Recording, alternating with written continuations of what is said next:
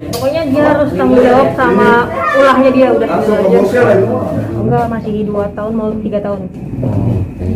Serem lah.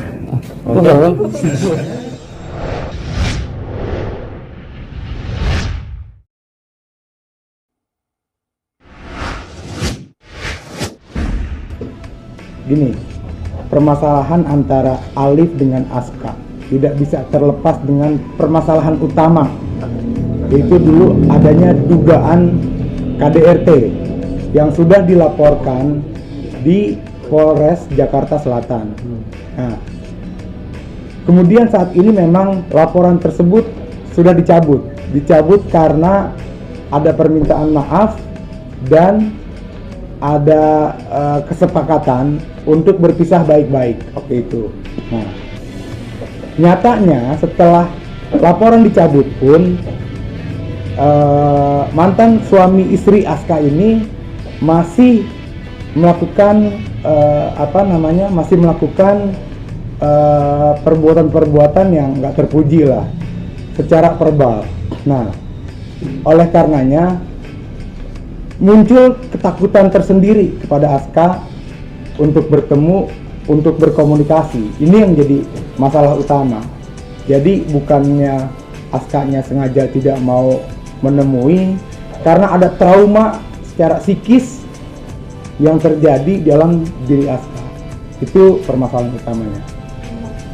Nah, ini juga yang lucu yang kita mau klarifikasi. Fakta-fakta hukum ini sudah jelas, ya. Walaupun laporan mengenai KDRT sudah dicabut, tapi fakta itu tidak dapat dibantah, ya.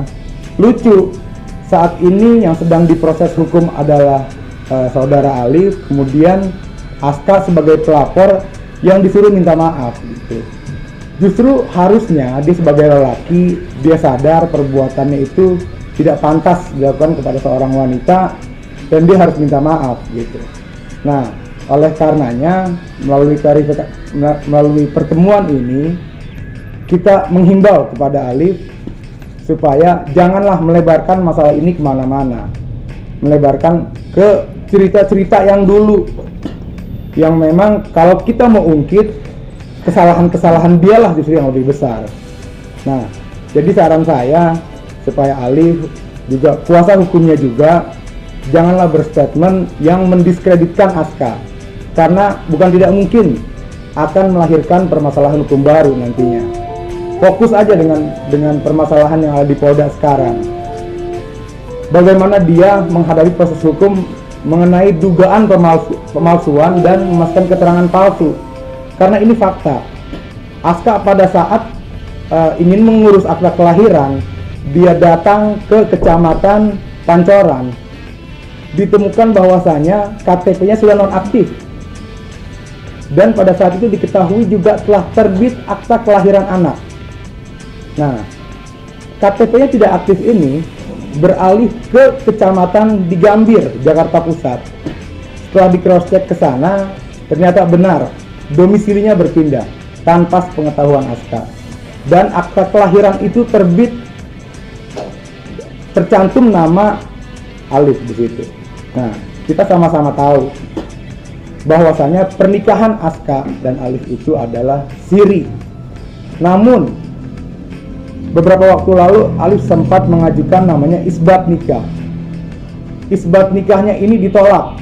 Jadi kalau ada pernyataan kemarin, putusan pengadilan membolehkan dia untuk bertemu anak, itu tidak benar. Karena putusan pengadilannya itu adalah isinya ditolak atau tidak dapat diterima. Artinya pengadilan tidak mengakui pernikahan itu dan tidak mensahkan permohonan isbat itu. Bagaimana mungkin permohonan yang ditolak oleh pengadilan dia klaim sebagai dasar untuk dia bertemu anak, gitu. Kalau orang mau bertemu baik-baik secara keluargaan, it's okay. Cuman jangan juga mengklaim bahwasanya dia sebagai bapak sah yang diakui oleh hukum. Gitu. Buat apa? Buat berantem? Buat ngapain? Ya akunya aja yang nggak mau ketemu. Kalau masalah nafkah kan sekarang kan zaman modern ya bisa transfer.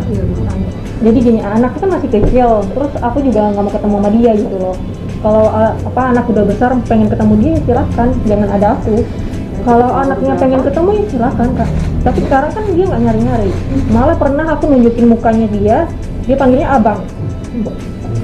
Nggak pernah, aku nggak pernah ceritain sedikit pun tentang dia ke Alisa, nggak pernah. Buat apa? Narik aura negatif. Yang muncul itu kan akta yang tercantum nama Alif.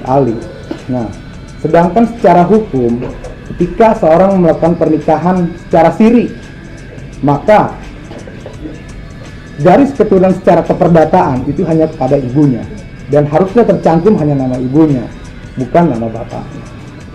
Enggak pernah. Memang nggak pernah cerita sedikit pun tentang dia. Buat apa? Cuman kalau ngasih lihat foto pernah. Gitu. Menghadapi Capek banget.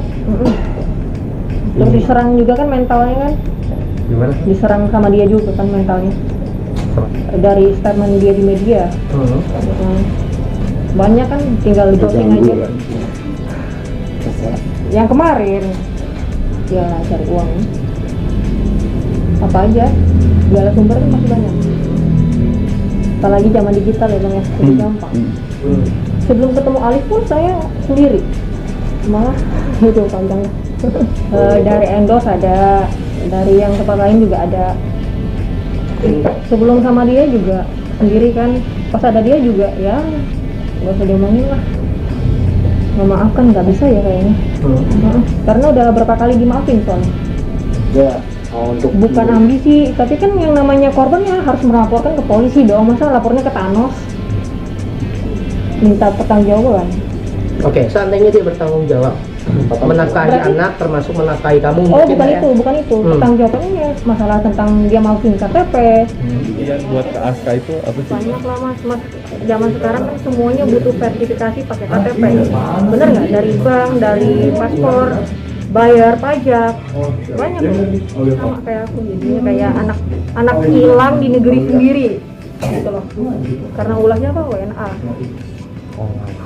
Enggak, bukan mau dia dihukum gimana ya, karena apa yang dia perbuat harus dia tanggung jawabin gitu. Pokoknya dia harus tanggung jawab sama ulahnya dia, udah gitu aja. Enggak, masih 2 tahun mau 3 tahun. Serem lah.